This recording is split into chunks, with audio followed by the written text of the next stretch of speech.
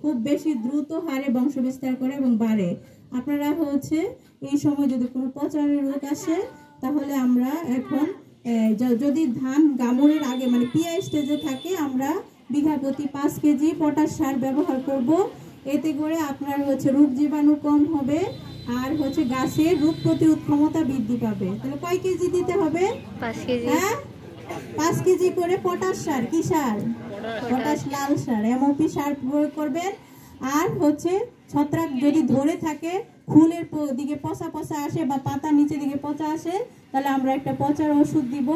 আমরা হচ্ছে ট্রাইসাইক্লাজল বা প্রোপিগোনাজল এই যা গ্রুপের ওষুধ আপনারা যেটা দিয়ে থাকেন এমিস্টারটপ বা এই ওষুধগুলো স্ট্রমিন দেওয়া যাবে না, কারণ স্ট্রমিন তো বেশি আপনার ব্লাস্টের জন্য, এখন তো ব্লাস্ট হয়নি। আচ্ছা, এমিস্টারটপ একই ওষুধ বারবার ব্যবহার করাও ক্ষতিকর।